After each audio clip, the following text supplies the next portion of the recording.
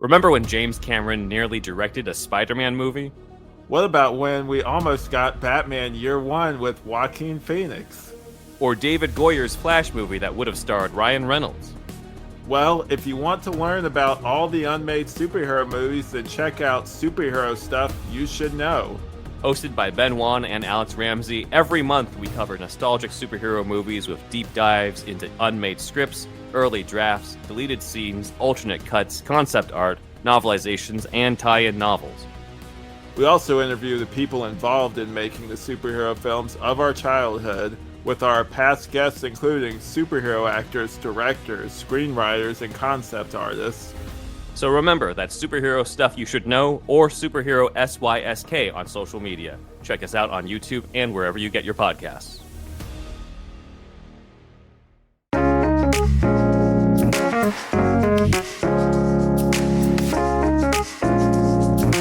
Katie, we are doing something a little bit different this week on the podcast with a friend of yours. So I am going to hand the hosting keys to you to introduce our guests and talk about what we're going to do today.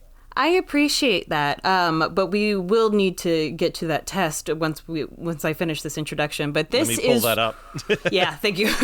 This is one of the most beautiful people in my life. He does my hair. He is phenomenal. He has the most incredible stories, and we talk about all things growing up in the Christian cringe-sphere all the time. Please, everybody, welcome the amazingly talented, the person in charge of my hair looking amazing, Beau Kelly. Hi. No relation to Matt. No relation to Matt. There's an extra E in there. Yeah, that's always the we have difference. the same last name. Yeah, Kelly, Kelly, though. I don't have so that. You have the normal spelling. Yeah, I don't have that secondary E. So, Beau, we'll dive into the questions since we so often forget these. But what we have is a 10-question questionnaire. Each question is worth 10 points if the answer is yes. And this will decide how Christian cringe you are. First one is usually either a very easy 10 points or the end of the quiz. Okay. Have you ever identified as a Christian? Yes. Okay. So we may continue. Question number 2. Did you ever attend youth group? Yes. Question number 3. Did you ever own a What Would Jesus Do shirt or bracelet? Both, definitely. the Venn diagram of like former Christian to Swiftie is so real. I believe that. That makes sense to we love me. merch. We love a merch. religious merch moment. Question number 4. Did you ever declare in some way that you were saving yourself for marriage? I had a promise ring, yeah. I love this For so sure. much. I can't wait to get into more depth with you. Yeah. This is also the overlap of the Jonas Brothers and former Christians. Okay, so question number 5. Did you have a strong opinion about a Christian band blowing up in the mainstream, either very excited for their success or calling them sellouts counts? Yes. Which band? Multiple. Which band, yeah. Yeah. What came to mind right away was Jars of Clay, Yes! Plum, Paramore. I mean, like, there was different versions, right? There was, like, the Creed version where it's, like, arms wide open. But I would say, like, like, Newsboys, Jars of Clay, like, because you would see them in, like, the Christian sphere only. Yeah. And then seeing that crossover moment, you were like, oh, my God, we're, like, getting cool, you know? Like, you thought you were, like, in the cool groove, you know? So, yes, definitely. I've talked about this before, but there is one particular song by the Newsboys that I always felt was a mistake that it didn't get pushed to like mainstream radio harder, because to me it screamed like a top 10 hit. Was that song Million Pieces that was like, well, they all fall like a million raindrops falling on the blue. Like, it's so catchy and it's not super Jesus-y in the verses that I was right. like, That's what you needed it to be. Yeah. It needed to be not so obvious. Yeah, I was like, I feel like this was written to be on mainstream radio, and then no one pushed it to mainstream. I was baffled. All right, question number 6. Have you ever asked somebody, how's your relationship with Jesus today? For sure. For sure. How recently was it Katie while doing her hair? Oh my God. It has not been any time in the last like 2 decades. Yeah, but, that's true. Yeah. I'm just throwing it out there. You should ask her one time. I think she'll start laughing. Oh my God. I will cringe so hard. I know. I just physically cringed. I was like, "Ooh, my skin itched." I think that of all the questions we ask, that's the one where people cringe the most, because like a lot of it is like, I was young. That is like you never ask that question without it being kind of shitty. Like, It's a cunty question. yeah, it's like someone's coming to you about something terrible that happened to you, and you're like, Yes. don't have time to handle it. Have you talked to Jesus? What did Jesus Yeah, say? it's under the guise of like Christian love, and it's just judgment and gossip and hate. There's no love there at all. Yeah. All right. Question 7. Did you ever participate in an awkward youth play in front of your church? Sure. Yeah. Who didn't? Ooh. I went to Christian school. Oh. So it was Christian private school and Christian church. So there was always like group performances, Christmas concerts, shows that we had to be a part of. One time in particular, should I share stories? Go ahead, Or is it go ahead, just go yes or Please. That's part of what the Okay, questionnaire is so one time for. in particular at a Christmas concert, like we had to all stand up there and it was like a performance and I really didn't want to do it and I fainted. Oh, no.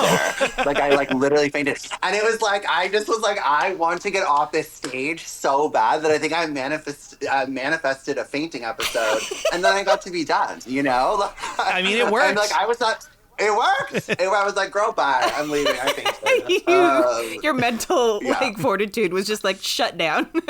No, I just was like, I can't. This is too weird, you guys. Yeah. Plays specifically, though, what I remember in Christian school was mainly Thanksgiving because it was always about how, like, the Indians and the white people were all friends and loved Jesus. Yeah. Oh, and yeah. ate. Always. And, like, we definitely put that performance on. So getting into, like, normal world where I realized that never happened, I was like, whoa, whoa, whoa. What are you talking about? Like, we were all friends. Like, I never and it's realized that you went to such a Christian school that they religiousized the Thanksgiving feast. Oh yeah. Oh, yeah. No, we all like wore the outfits and I remember loving the outfits, you know? I was like, and like, I was so into it. And so it was just crazy when I got older. I was like, what are you talking about? Like, that this isn't how it happened. I have you know? family members that are twice as old as me that still are like, no, they all sat down and they had dinner together and it was great. And I'm like, It's so crazy. It's like, the that's indoctrination. That's not how it happens. No. All right, Yeah, question right. number 8, probably my favorite question of the 10 questions. Have you ever held up your hand while listening to worship music? Again, the Taylor Swift Venn diagram. Complete circle. 100. I just saw Dashboard Confessional last night and I was praising him as well. I love worship. I worship all the time in different sectors. I was so good at being a Christian because I feel the spirit, you know? I'm like, music is spiritual, Look, you know? we did an episode about this already, but truth be told, some of those worship songs kind of bangers. Not Yeah, all of them, bangers. but some of them were Bangers. really good. Bangers. I was literally the other day, I had just like random music on my computer on a shuffle, Katie, and the one that we were talking about, Better Is One Day, came on. Oh my god. It's like, girl, how do you not banger. just start singing along with that one? It's so damn catchy. Oh my God. Every Christmas season, my poor husband, at some point, I have worship music playing. Yeah. And he's like, he's like, this weird shit again. I'm like, I know, but I love it. Listen, there's the worship bangers. The Christmas worship bangers is a my whole other category of. Gets me going every time. I start weeping. It's beautiful. And it's like in the bleak midwinter. Why does that song destroy me every time? But yet it does every Christmas. It hits. All right, hits. question number 9. We touched on this briefly, but this is kind of an extension of this question. Did you ever try to convince a non-Christian friend to listen to a Christian artist by saying that they were as good, if not better, than a popular mainstream artist? Definitely. band? I mean, I would bring non-Christian friends to like camps and stuff. Yeah. Like I was really a good soldier. And so I would be like, oh, listen to this music. It's like a gateway drug, Yeah, you know? right. So for sure. I was really big at that point into Caedmon's Call. Oh. And they were super Christian. But I would just be like, oh, but it's just so good. So- it's like, doesn't this make you feel good? So I have a follow-up question for you because I still love Caedmon's Call. Have you followed anything that the main songwriter and lead singer Derek Webb has been up to? No. Okay. So Derek Webb is... He hasn't publicly come out, but he seems to be ex-evangelical. But he has been, like, continuing to put out Christian-based music that is hypercritical of the way churches treat people. And just last year, he produced an album for the first ever Christian drag queen. Shut up! And I want you guys to just give me a second because I'm going to say the name of this drag queen and you're both going to scream because it is the greatest name for a Christian drag queen in the world. The layers of all of this is so intense. Flamey Grant. No! Oh my God. That is beautiful. That is beautiful. Yep, there What is a a beautiful Christian drag world queen we live in. named Flamey Grant that has an album out produced by one of the main songwriters of Caedmon's Call. Wow, that is so interesting. Now, when he left, I mean, he was critical right out the gate. Like, I think his first album, when he went solo, had a song called They'll Know We're Christians from the T-shirts we wear that was about, like, the over... Commercialization? Like the merchandisation of Christianity. And then I think it was his second or third album, he had a song where, I think it was called The Bells.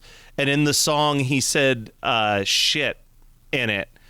And people lost their minds. And then he publicly was like, that song was also about how the church constantly abuses people, but you're just clinging to the fact I said a naughty word on it. So that kind of shows where your values are right now as an organization. With everything. Yeah. That's such a great example of like, we're going to focus on this one tiny thing, like a bad word, instead of like the hate that we produce. I'm sure we're going to dive into it, but man, do I have some strong opinions on how much Christians jump on stuff related to the queer community when Jesus has never spoken about that shit once. But there's one out of context verse that we can find in the most complicated book in the whole damn Bible, and boy, are we locked into that one sentence.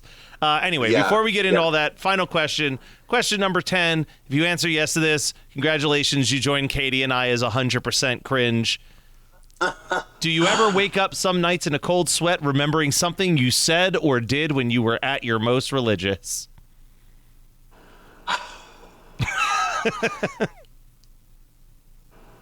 Do I ever wake up in a cold sweat?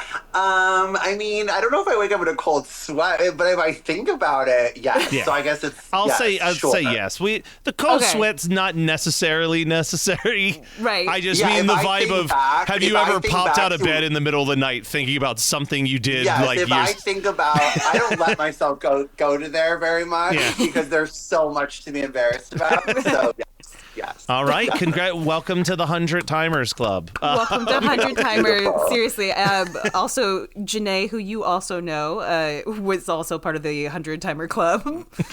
Yes. Yes. I love that. She's so great. Isn't she? I mean, that was a fun episode too. We talked all about Kirk Franklin. Yes.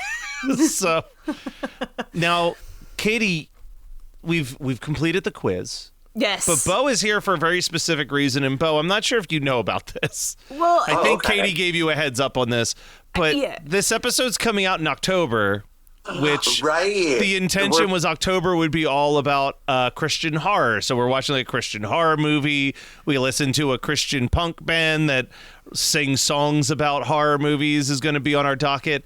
But you're talking about probably the most realistic type of horror, which is, of course, religious trauma. Oh yeah. So what would you say is the focus of our conversation today with Beau, Katie? I would say I just wanted to talk in general because so many things with Beau in my conversations have been like, oh my God, this crazy thing happened, like when I was growing up Christian and whatnot.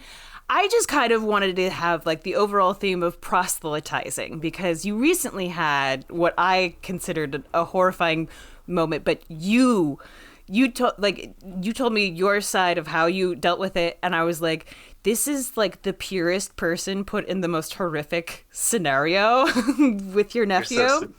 And like you came out so beautiful in this whole story.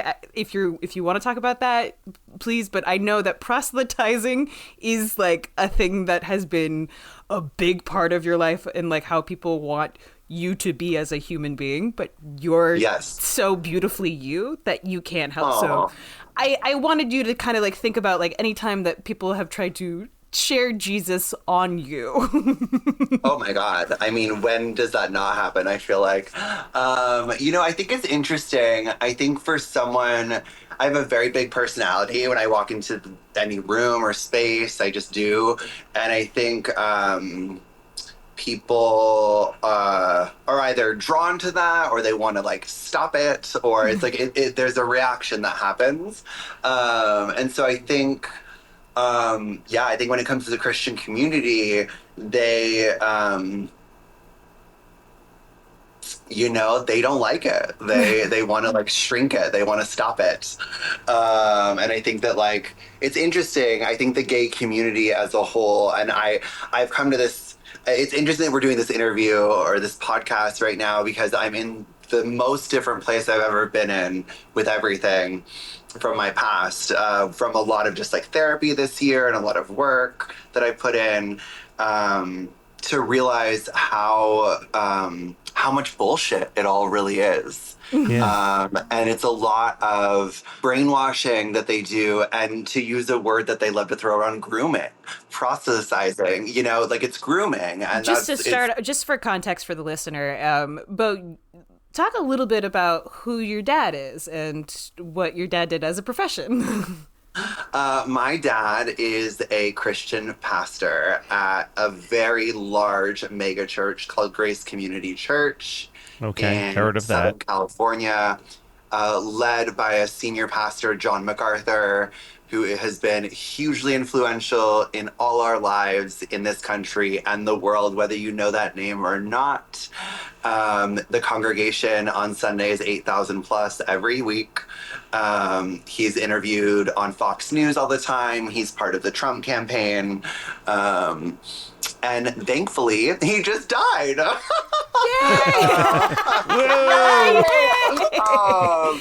So my dad, my dad is a deaf pastor there.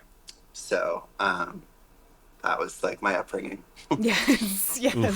Okay, And that's a lot. Yeah. So there's that piece of it that I just want like contextually.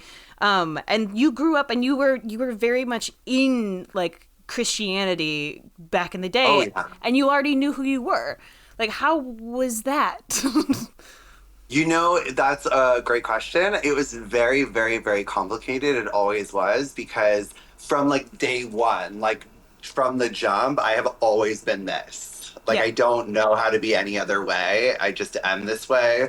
There's home videos of me as a little boy, like literally like pinky out, like twirling around rooms, just like, I just like didn't know that was weird.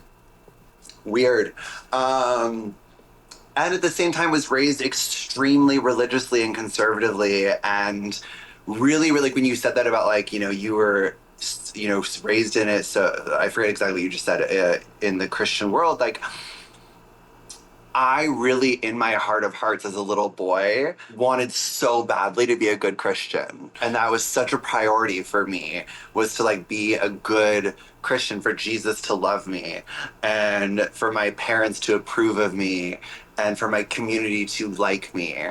And I think I relate so heavily to women because of that. The please, like, I want to be good. I want to be liked. I want to be accepted.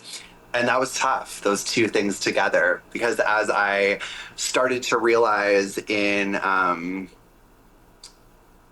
I remember the first boy I ever liked, Tyler Smith. I'll never forget his name. He was a missionary student that transferred into school because he was out saving like African children or something from the devil. And he like comes in and it's like first grade, first, second grade, and he transferred in and I saw him with his big ears on the basketball court and me and my best friend Chanel Brown. Yes, that was her real name, Chanel. um, we're checking him out, him and the boys, like basketball playing. And I could not stop looking at him. And I was like, wow, he's cute. And she was like, you think he's cute too? And it was this look of like, she wasn't disgusted, but she was definitely like, that's not normal. And it was the first realization. Like I remember where I was standing, realizing suddenly, like my little boy brain, I don't know how old are you, 6, 7 at that point, being like, oh, that's not normal. I can't share that with anyone else. And I think whatever I've been hearing at church is this. Like, because from the jump, I don't remember the first time I heard homosexual, but I know it was at church. Sure. And I know it was early, and I know it was those evil homosexuals, Yeah. And so I think that like that was like the meeting of all of that for the first time, where for the first moment in my life, I was like, ooh, I think I need to be careful. Yeah. Yeah. I love that. And then like further on into your childhood, was there any talk of conversion camp or anything like that? Like, how was your relationship? How did it grow between you and your father? Well, so yeah, as I got older, I just, I became more myself, and being my dad and I had a really like very very fractured relationship. My dad is a jock and is hyper masculine, and he was bullied for being deaf and bullied for being different. And so what he did as a straight white man is he got into wrestling and football and got bigger and like learned how to stand up for himself and like became that. And so for him, I was I was in the living room practicing Britney Spears in Hawaii choreography in my little blue shorts, and like I was just like, I want to be a cheerleader. And like he and my mother and my whole world didn't know what to do with me, and so it was a lot of. It started with, do you have masculinity issues that we need to work on? Because the Christian right is so obsessed with that. They're so obsessed with how men need to be, right? And they also think being gay is a choice. So it's like, okay, so we just didn't make you a man, and then like you will be normal. So it was a lot of that. And then the bullying, all the boys at the school and the church, which were connected, they all started noticing how different I was. And, the voice, like this has always been my voice.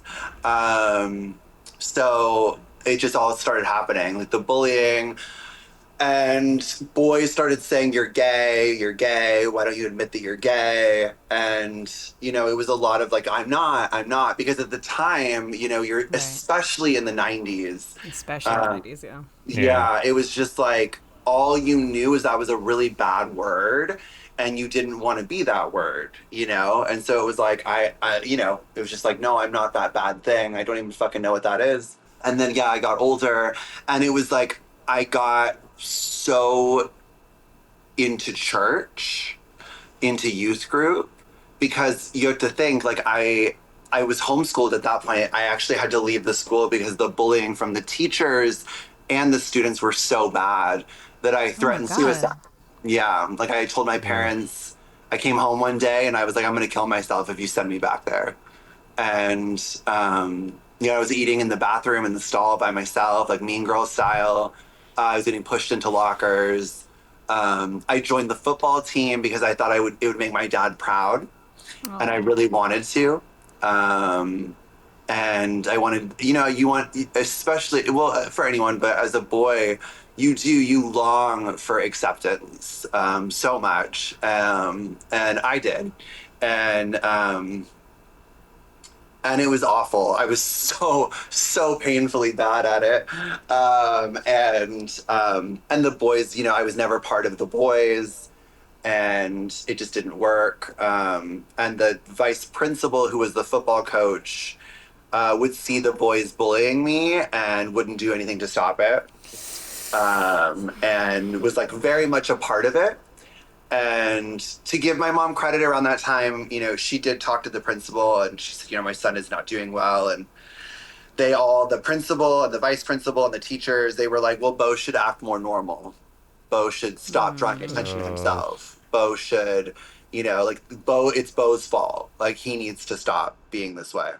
So yeah, so I left school, and it pushed me into youth group, because I was always social. I was never that weird homeschooler that I was always social. So I wanted friends. And so I joined youth group and really dived headfirst into that world. And, summer camp, winter camp, dedicated my life to Christ around, I would say that was at 14, 15. Oh, interesting. Okay. Yeah, because when I was a little boy, you do the prayer as a little boy, as you guys know, it's like, do you want to go to hell? And you're like, no. But then as a teenager, I was like, no, I want this. And it was always for me, and I would love to hear from you guys. I was always so, the fear really worked on me. I come from a church where it's a lot of fire and brimstone. So I've talked about this pretty recently on the show, I want to say, because I've had to realize that for me, doing Christian cringe is a little quick backstory of me. I was the person who was the Christian in the family. My parents were yeah, we go to church on Sundays, but that's about it. And maybe we show up for Christmas, where I was the one of those. So I was one of those weird ones who got into it through the music. The gateway drug. Yeah, it's the gateway drug. And still to this day, the same church that I went to as a teenager, I run their soundboard, and I help with their live streams, and I volunteer with their youth group. My belief structure has changed a lot. What church is I it? have it's just a Methodist, I'm a borderline non-denominational Methodist church. Okay. Out in Philadelphia. But for me, I've learned, I was pretty lucky. I was lucky that I went to a youth group where all of the leaders were very progressive people, and that everybody was welcome from all cultures and all backgrounds, and it was never preached about hate. It was always I was raised by a bunch of youth leaders who every single one of them was I love the phrase, was a red letter Christian, a person who was all we care about is what Jesus told us, and Jesus told us to treat people with love and respect, and that is what our goal is in this life. So, doing this show, for me, I was I want to do Christian cringe because, man, were some of these bands that I loved cringy, and some of these, TV shows that I watched, really dumb. Oh, yeah. But then I have conversations with other people where it was they were not as lucky of where they ended up on that Christian journey. I distinctly remember my big, and this was, kind of when I started to question loyalty to a church versus loyalty to the God that I believed in, was in high school. My junior year, my high school had National Day of Silence for the first time.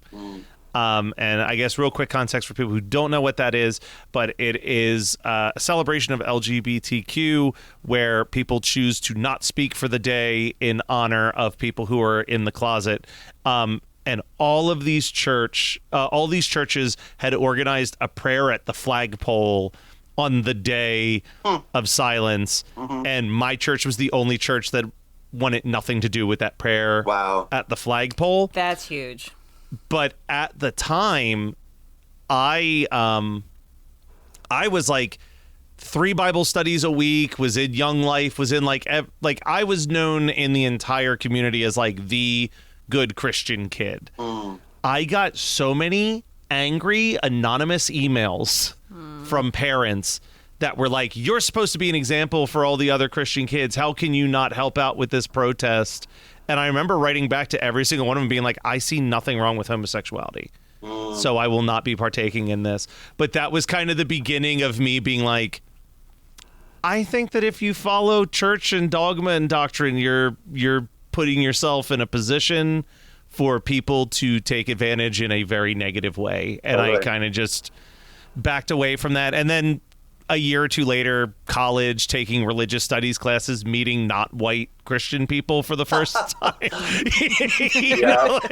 Being like, oh, okay, yeah, like I didn't feel like I had to like tear myself away from the church that I went to, but I definitely tore myself away from the idea that Christians had your best interests in mind and kind lived a life of, and even now when I teach with the youth group, like, I don't think I've ever done a lesson for the youth group that didn't have some part of the message being like, you ever notice that Christians are the hardest people to love? Have you ever met someone and thought that they are not following the Bible one way, like at all? And like, I try to take the once a month that I get to teach as a way to push them to question those behaviors and think for themselves about what they think is appropriate and not what someone tells them is how they're supposed to think. So like, I don't know.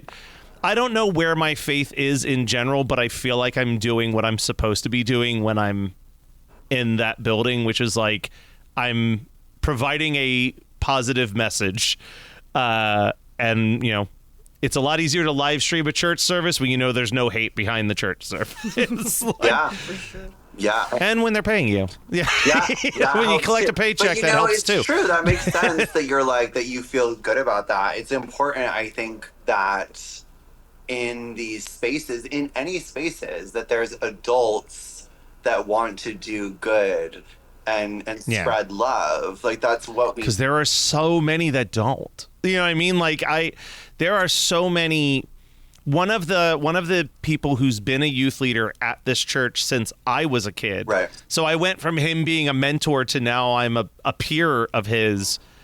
Was for 50 years was an undercover cop for child sex crimes, and like the reason we have him on staff, like when we take the kids to a missions trip, he is like scoping out who we are not to be talking to. Perfect. Like, beautiful. You know what I mean? Like he is like. He's like, call it intuition. I don't trust this person. Male that is on this other church's staff. We do not let our kids anywhere near that person. Right. Like, right. Good. And it's like, that's why he's been there for all these years, is for him. He's like, I've saved, he'll never say it, but I'll say it. He's saved thousands of children's lives from really bad circumstances. Right. And now he's a retired guy who doesn't know what to do with his life because it this is where he gets that continued feeling of like mattering, making a difference. I don't know. Yeah, making a difference. But yeah, I mean, I felt very blessed, but I also have all of the space and understanding in my heart that I am the minority of getting out of the church with those emotions and feelings, because it's either 99% of the time it's either you came out with some real heavy emotional scars that take years and years of therapy to heal, or you just became a fucking monster of a human and you never strayed away from the hate that was spewed into your ears. Right. So, like, doing this show is, I don't want to say fun. I mean, it is fun. It is. But doing this show is interesting because I love that people get to have this platform to be like, this is how it really fucking is. Yeah. For a lot of people. And this is why I wanted specifically to talk to you, Beau, because I know you've been through the ringer in terms of experience and all of the bullshit that people have thrown on top of you. You do not have to tell this story if you don't want this public or anything like that. But the story that you told me about your interaction with your nephew who was trying to proselytize to you, I feel like is very important, just because you yourself, I want you to talk about it if you want to, but there's like other things that I'm like, that was more Christ-like than I think anybody reacted to a person. Remember when James Cameron nearly directed a Spider-Man movie? What about when we almost got Batman Year One with Joaquin Phoenix? Or David Goyer's Flash movie that would have starred Ryan Reynolds?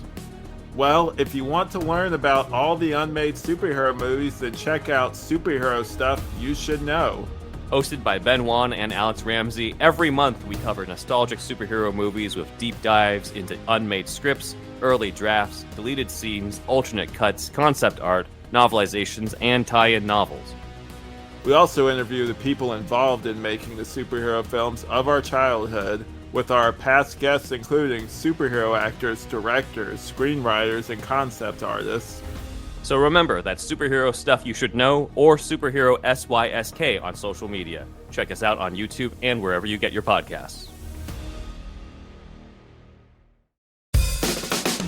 Hey, Nicole, do you have any favorite memories of the first season of Nevermind the Music? I do. I love the time that we realized that I have perfect pitch. You mean when we realized you don't have perfect pitch? I don't know, dude. I'd love to see you prove me wrong. I've got a piano right there. This is the second season of Nevermind the Music, where one psychologist finds out she's really good at music. and one songwriter finds out he's really good at cognitive biases. This season, we talk music and the mind, one iconic song at a time. From the key changes in Metallica. To the neurotransmitters in Mariah. And can we finally talk about Taylor? They're just gonna have to listen to Nevermind the Music. Wherever you get your podcasts. So my nephew, one of my sister's kids, I made a choice years ago. My older sister is very religious. She's never left the church. She is very, very, very Christian. Her and her husband, and they raise their kids in a very similar way to the way that I was raised. And I made a choice a long time ago that I wanted to be in their lives, and that I wanted to know those kids, and I wanted to be their uncle. And so the way that I could do that was to be respectful to the rules. So I did, and I made that choice. And so I've got to watch them grow up. And if you don't mind, the rules being that you weren't allowed to be your true self around them or explain Correct. who your husband was. Correct. So the rules being, when it was just me pre-Dennis, it was kind of worse because it was just like, I was basically only ever around at like holiday functions, and it was like, you have to like edit the way that you speak. And it was just like very. You're walking on eggshells. Oh at that yeah, point. extremely. It's code switching. Very much, Yeah. yes. And then when Dennis came around, that changed things because I quickly realized that I was probably going to marry this person. And I was just like, hey, like either he's allowed to come around or I'm not coming around, like I'm not doing this anymore. And so he was allowed to come around, but it was always this like thing of Dennis is my friend. Dennis, that's all he is. No affection, no holding hands, no like acknowledgement of the relationship whatsoever. And he is amazing and put up with it. And we both did. And I just always really thought that, like, eventually the kids would get older and, like, like, despite what people say, gay people are not waiting to, like, have anal sex in front of children at any moment. Like, no one's going to do that. Like, but it's just, like, normal human interaction. Like, if I was next to Katie right now, I would put my arm around her because I love her. Like, and so it's very weird when you're next to someone you love, in any version of love that is, and you're like, I cannot touch you. And like when you brush shoulders, you're like, did I do something wrong? And like what that does to your nervous system. Yeah. But so it was a lot of that. But the kids did grow and we got to know them, and that meant so much to me. And so and then as they got older, but not old yet, when they were like 6, 7, 8, when you're like a celebrity, when like you're Taylor Swift, when you visit, like, the kids started wanting to like, oh, like, can we go in Uncle Beau's car? Like if we were out somewhere, like we would meet them at the mall or lunch and like that was never allowed. Like they were never allowed to be alone with me or Dennis. They were never allowed. And it just like, I would always have to, you know, just be like, oh, it's okay. Like, I'm going to see you at your house. Like, we're going to meet there. Like, it's better this way. And I would get in the car and try not to cry because it was just like, I wanted to be a whole uncle, you know? And it's like, I would Yeah. never hurt you. I would never hurt these children. I would never hurt any child. And that was hard, you know, but I did it. And then You're they did respecting the rules. respecting and the you were- rules, Yeah. and then they got older and older and older and older.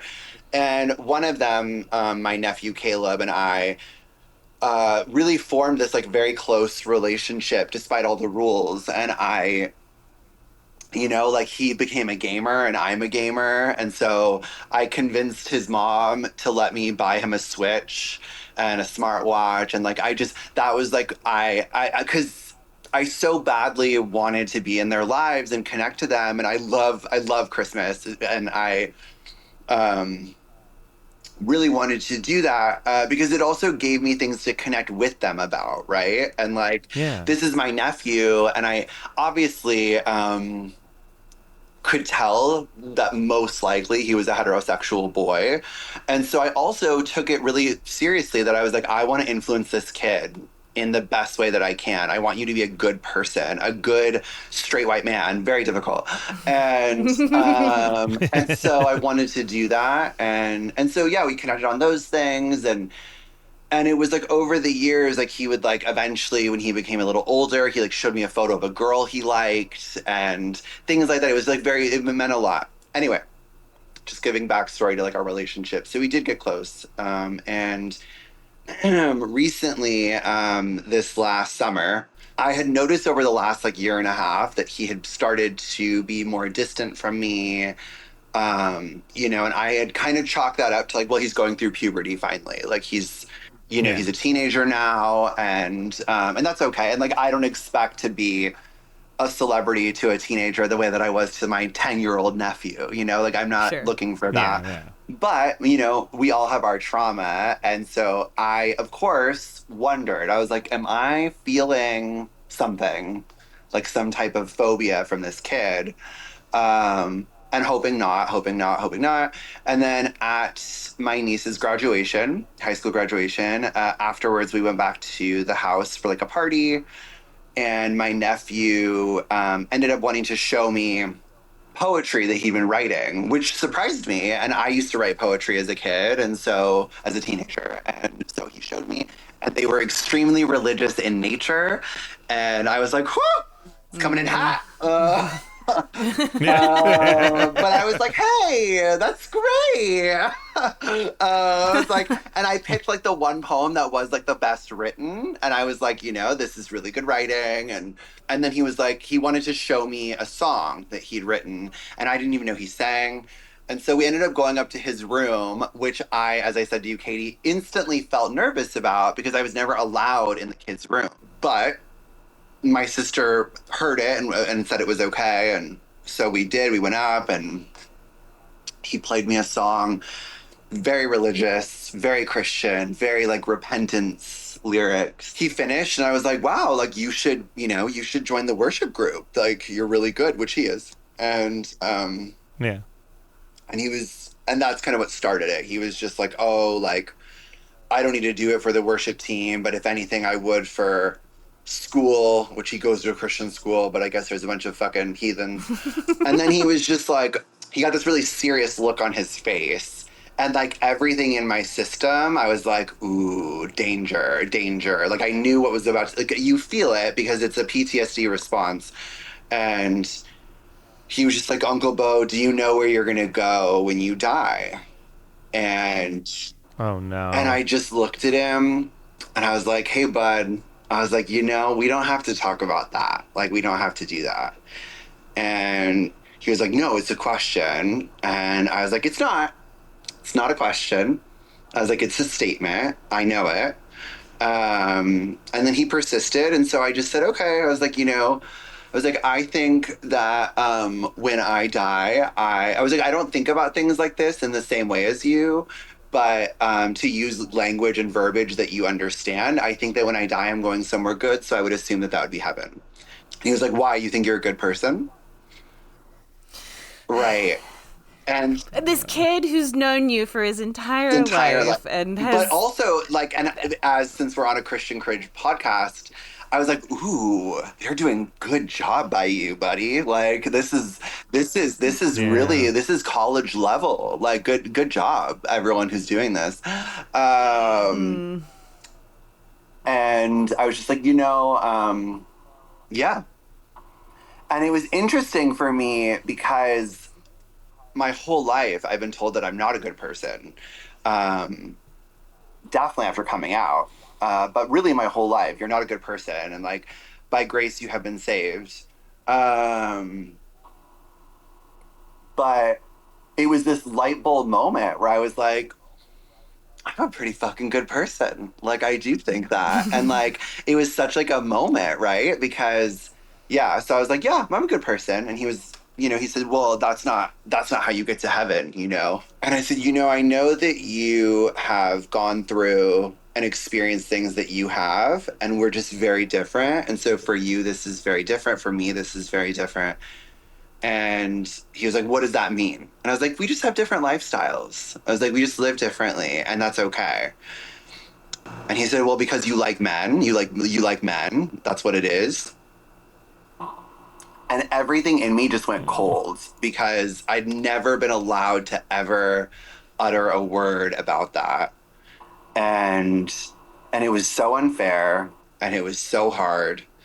And I never liked it because I don't like to lie. I really hate lying. Yeah. And so I just looked at him and I was like, I like one man.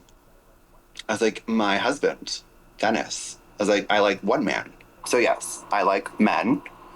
And I was like, I'm gay, Caleb.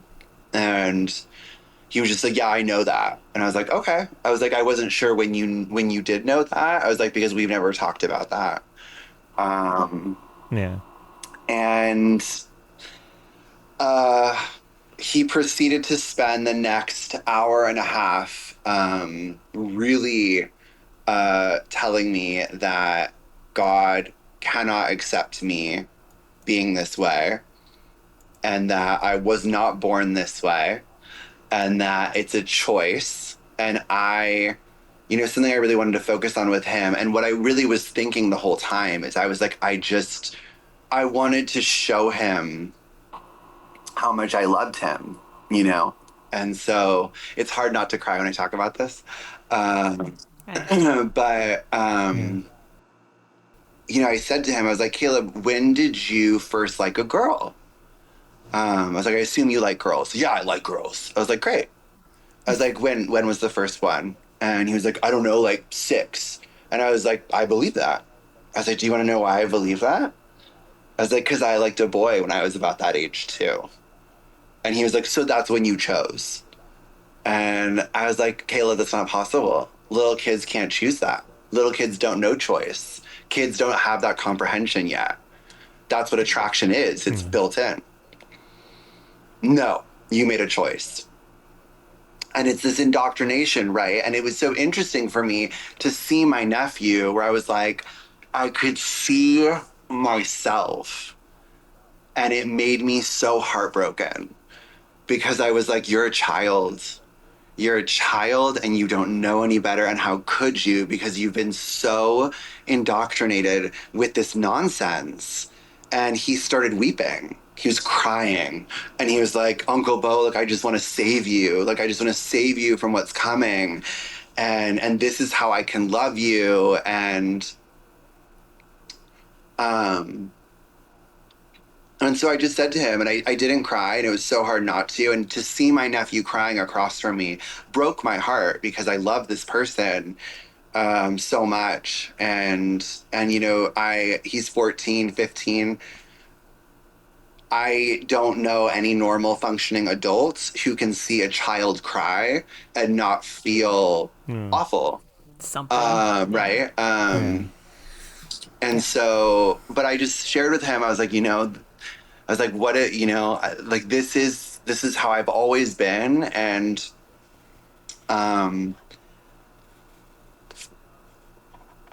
he wouldn't hear any of that. And he even said to me, he was like, when I was younger, he's like, you changed your voice. When I was younger, you didn't sound like this.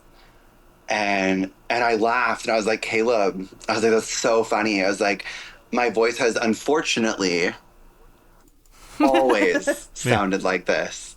And I was like, and what's interesting is I was like, and the first time it was really pointed out to me how gay my voice is was a 14-year-old about your age. And I was like, and you want to know what that is? I was like, I didn't change. You changed. I was like, you're going through puberty. And now you understand that Uncle Beau, who you've known your whole life, that's a little funny and it sounds a little different. You know what that means because you understand that that has meaning. And so, like, I didn't change. You've now changed. No, it's you. You've changed. And, Which is a hard thing. I mean, alone, just watching somebody kind of come to that realization that, so much is happening in everybody's life that, like, oh, my perspective of this is changing, and to not, like, see them link that. Right. Well, it's because it's always tough when you're like, I'm sitting here and obviously hindsight's 2020. And then I'm sure, like, you get in the car and you think of a million other things you could have said in that moment. But, like, the first thing that I thought was when he said, like, you need to do this so I can love you. I feel like it would be so hard for me not to be like, well, you don't have to do anything for me to love you. Well, you know what I mean? I'm like, sorry, just, Beau. Keep going. I'm sorry. But Am yes. I jumping you're ahead? right, I'm sorry. though. I You're just right. like that was my first instinct. Yes. Like, and, like, to be totally honest with you, mine too. And I think that my patience with him and my really, like, going back and forth and just trying to really break things down for him on, like, a 15-year-old level, right? Was to really get into his headspace and to be like, hey, man, like, I know I was also a 15-year-old boy. Like, I know what this feels like. But eventually I did say to him, I was like, Caleb, I was like, when you were first born, I was like, I held you as a baby and I looked at you and I knew, I was like, okay, if you're going to love this kid, if you're going to do this, there's a real chance that you might grow up and turn about 15 years old and we might have to have this. And I was like, and that would hurt me more than anything I could say because it's just like the worst pain. And I chose to love you. And I was like, and I would do it again. I was like, I really do. I was like, I love you and I accept you. And I know that we're different and I know what you think and I know what you've been raised to think. And I was like, and I love you. And I've never asked you to change. I was like, I have told you your whole life to go to church, to listen to your parents that love you, to respect their rules, to follow their teaching. I was like, have I ever tried to stray you away from this? Never. I was like, I could have. I've been close to you a long time. And I was like, and all I'm asking for is a little understanding. And I was like, and I said to him, I was like, Caleb, I was like, I don't think you know any other gay people, but you know me, your uncle, who's loved you your whole life. And I'm sitting here in front of you telling you that I was born this way, that I was born gay. I've always been this way. And you're telling me that's not true, but I'm telling you it is. Like, I was like, you've known me your whole life. And no, God doesn't do that. And I think that's what hurts the most, right? For gay people with the church is that it's like, and I this is like a real, because of this moment, like, it's clicked for me really finely that it's like, you're not listening to us. Like, you're reading scripture and and it's like all of these people over here that are like, no, it's this. And I'm like, okay, but we're telling you it's not. We're telling you our lived experience and you don't accept it. So, it went on and on and on. And then at the end, it kept going in circles and he wouldn't hear me. And so at the end of the chat, I said to him, I was like, I will always love you, but I will not do this again. And I won't have this conversation with you again. And it's because I love you that I let this go on as long as it has.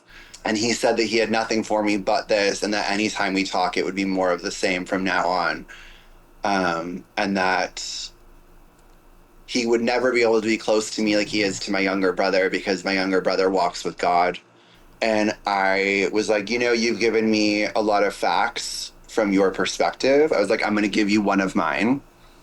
I was like, the number one group of young people that kill themselves, I was like, you don't know who they are. I was like, they're gay. They're LGBTQ+. And they're the ones that grew up in religious homes like me. And I was like, I barely got out alive. I barely did it. And I was like, but I did it. And I climbed out. And I was like, I will not be abused like this. And he was weeping. He's like, it's because I love you. And I was like, no, it's not love. This is not love. And I was like, you've been told it is, but I'm telling you, it's not. And that was the last time I talked to my nephew, right? I haven't heard from him at all. I left the party as quickly as I could because I didn't want to make it about myself. And my sister chased me into the street because she saw something was happening with me. And I just, by that point, I wasn't around a minor anymore. And so I just hysterically started crying, weeping. And my sister asked me what was going on. And I said, your son just said I wasn't born gay and, tried to save me. And she said, well, Beau, it's because he loves you. And I just shouted. I was like, no. And I raised my voice and I was like, I'm gay. And I always have been. And I left and I cried my whole way home. I almost crashed my car. I was so distraught and couldn't get out of bed for a couple of days. And thankfully have a really good support system. But that is the story. And I know what you were asking, Katie, originally. And I think I understand, right, why. That's what's so fucked up, right? Is with my family, with my sister, with my nieces, my nephews, with everyone. It's like, what's so ironic about all of this is it's like, I have turned the other cheek. I have been patient. I have been kind. I have been understanding. I have gone and broken bread with you where you break bread. I've done everything that I could that Jesus has told me to do. And I did talk to my sister a couple weeks later, and, we had a respectful but hard conversation because of her belief systems, and that she does not, though she is sad that I am hurting, and I believe that this is what it is. And I hysterically cried with her because it clicked for me for the first time. And I said to her, I was like, I just really needed you to be my big sister right now, because I'm a person and I just am me, and I grew up with you and you've known me my whole life, and I've never been anything but this, And I said, I was like, what's so unfair is you guys put me into a closet. I didn't have one. I was never given a closet to be in because I've always been this fabulous. I've always had this much glitter. I've always had this much sparkle. And it never occurred to me, even throughout all the bullying, to mask up, because I was like, this is who I am. And I don't know how to not be this. And how much that hurts to realize that your own family put a glass box on you and was like, dance, monkey. And, Right. And then I just said to her, and this is what I will share with you guys and what I think should be, when I write my best-selling memoir, it'll be in there. The way that Christians are with gay people, the way that my family has been with me, it is the ultimate, you can't sit with us. It is the ultimate Mean Girls. There is no other group. It's the ultimate. Yeah, there's no other group weaponizing that does love, it better. It's like, we're going to sit here and you get to see us, but you don't get to sit with us. And the only way you can is to change everything about who you are, and we change nothing. So that's my story. Yeah. Yeah. Hearing that story, I'm reminded of, I think, the best lyrics we've ever discussed on this show when we did Selmer. You remember Yes. Katie diving into Selmer, Selmer's Preacher's Child? Yeah, Selmer's the album that I've been meaning to send to you, Beau. But Yeah, yes. it is a 7-track EP called Preacher's Kid. That is an LGBTQ artist singing about growing up gay in a Christian household, and there is a lyric in a song that she wrote called Jesus from Texas, where she says, "My best friend found God, so now we've lost touch. I guess the savior beats the friend who thought you were good enough. And I hope that she can find her love and peace. But if her kid comes out, I hope that that kid calls me." Yep. Like, Yeah. Yeah. like, Yeah. like that. The whole time you were telling me that story, I was just like, that line, those 4 lines just kept running through my head. And, you know, I am so sorry that that is a thing you've had to experience. As a person who believes in some world of I don't want to say karma, because karma sounds too cruel, but in an equality, that things happen for reasons, even if it seems like a nightmare.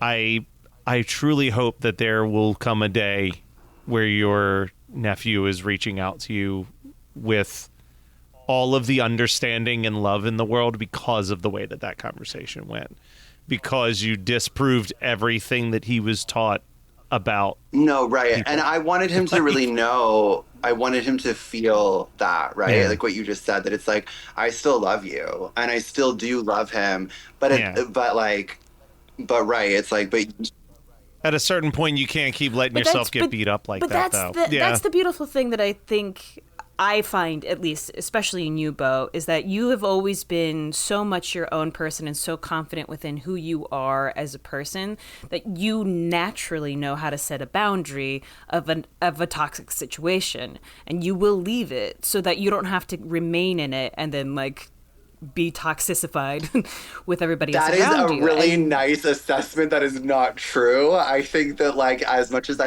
from all the stuff you've told me, I appreciate that, but like I think that actually like what I've learned is why I put up with it for so long in general with my family and with a lot of situations.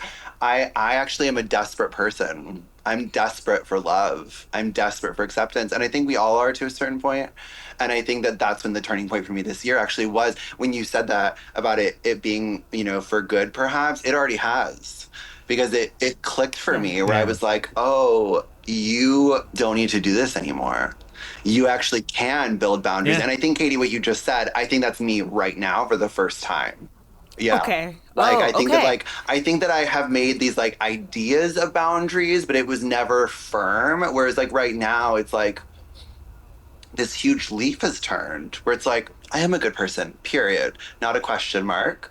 And if you don't agree, then, like, I don't hold space for you.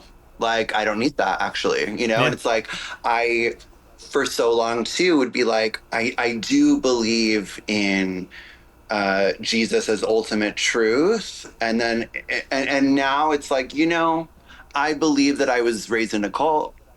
I believe that I have never had the right to choose and that I never really will because it got in too young, like Dexter.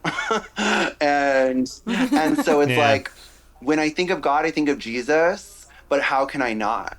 You locked me in a cell for 18 years and like brainwashed me. So like, and I think that's what is really beautiful about your story. I always find it when someone is a Christian on their own outside of their family. I remember being a teenager being jealous of kids like you because I was like, oh wow, that's like a real choice that you're making. And like, that's so interesting to me because I wonder, like, would I feel that? Would I believe that? I'll never know, you know? Well, and that's I think for me, the appealing thing, because I was a kid who didn't have friends, really. There was definitely, hey, these people are willing to accept me while my classmates aren't.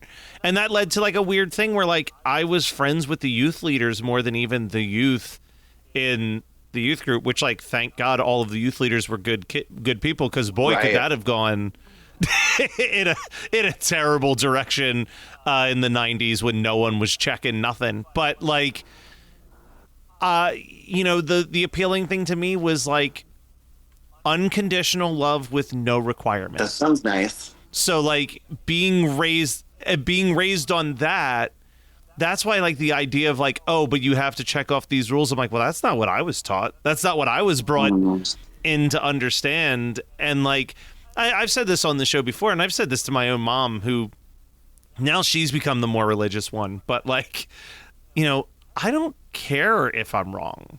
Like, there was a quote that I heard. I can't remember the actress's name, but she played Shirley on the show Community.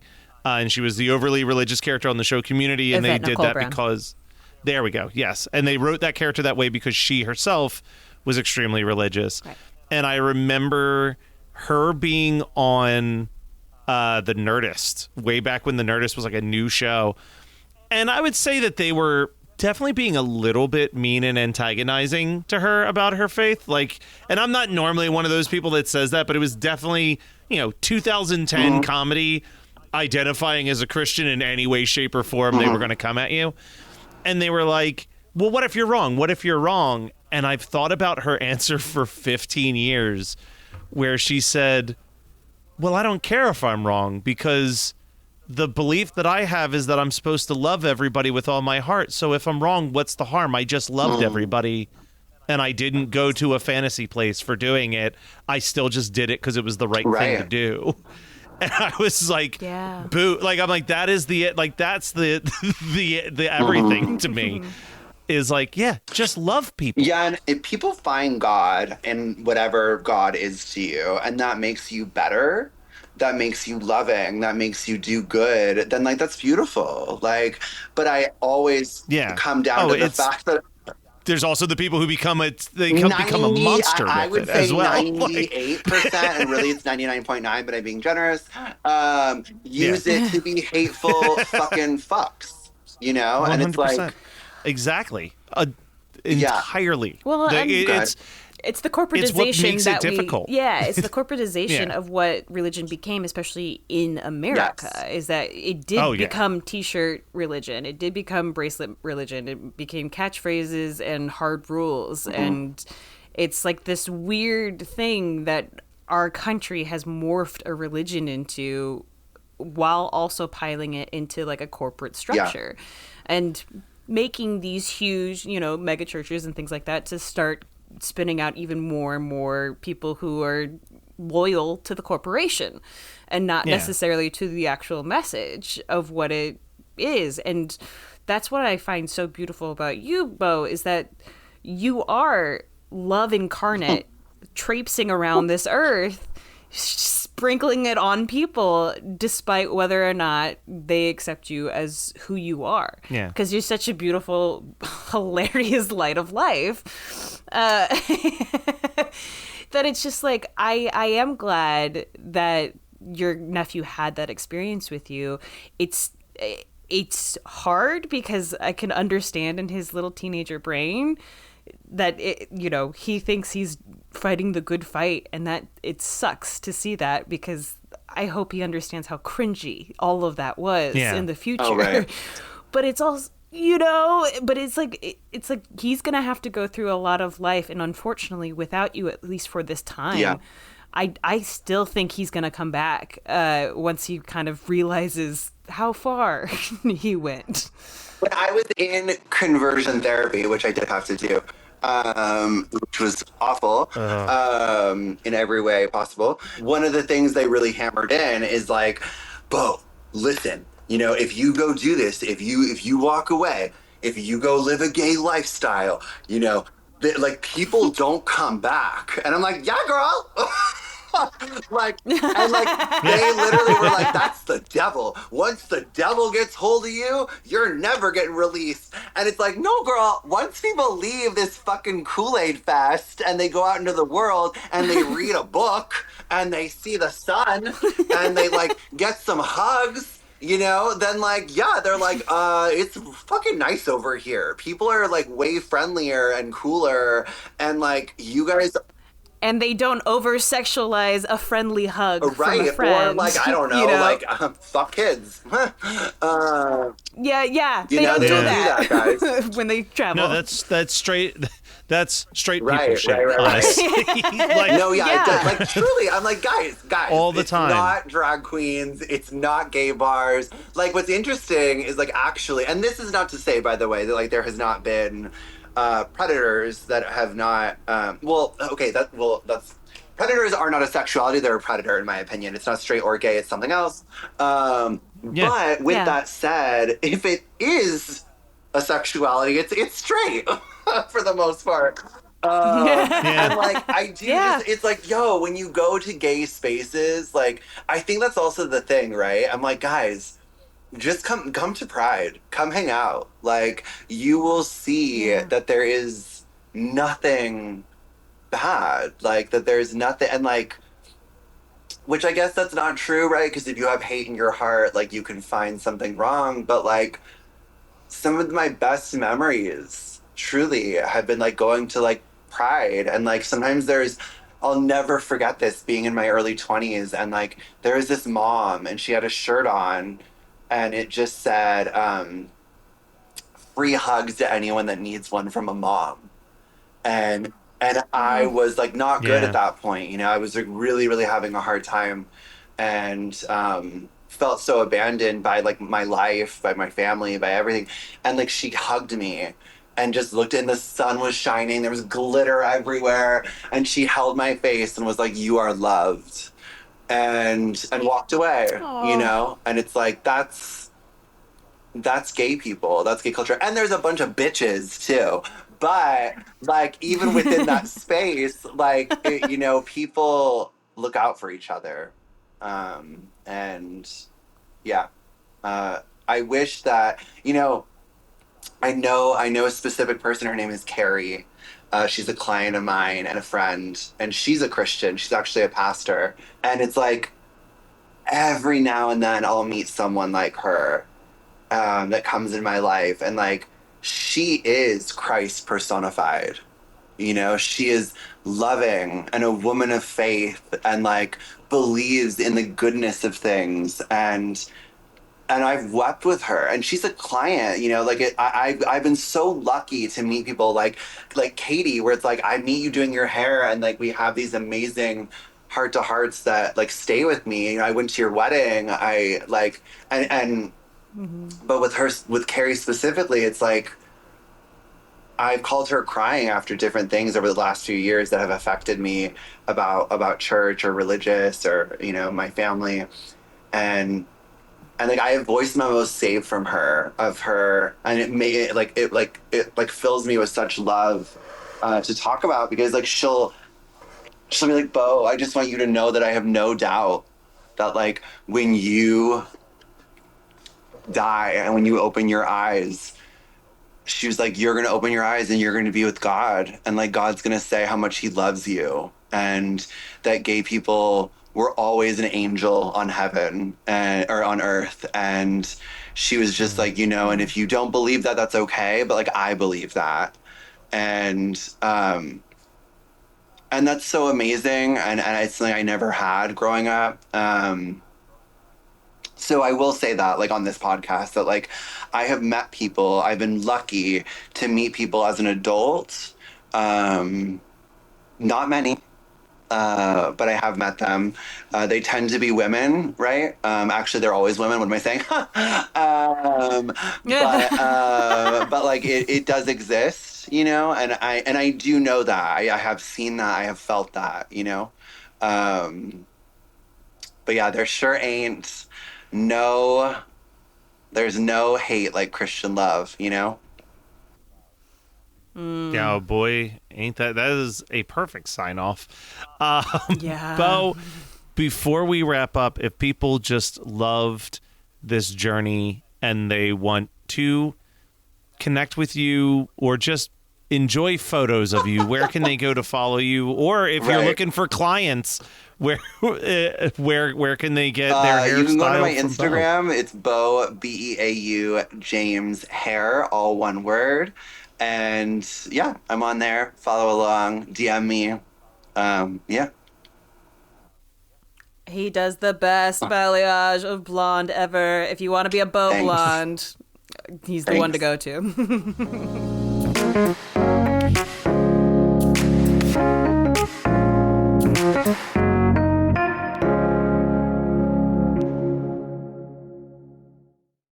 Remember when James Cameron nearly directed a Spider-Man movie? What about when we almost got Batman Year One with Joaquin Phoenix? Or David Goyer's Flash movie that would have starred Ryan Reynolds? Well, if you want to learn about all the unmade superhero movies, then check out Superhero Stuff You Should Know. Hosted by Ben Wan and Alex Ramsey, every month we cover nostalgic superhero movies with deep dives into unmade scripts, early drafts, deleted scenes, alternate cuts, concept art, novelizations, and tie-in novels. We also interview the people involved in making the superhero films of our childhood, with our past guests including superhero actors, directors, screenwriters, and concept artists. So remember, that's Superhero Stuff You Should Know, or Superhero SYSK on social media. Check us out on YouTube and wherever you get your podcasts.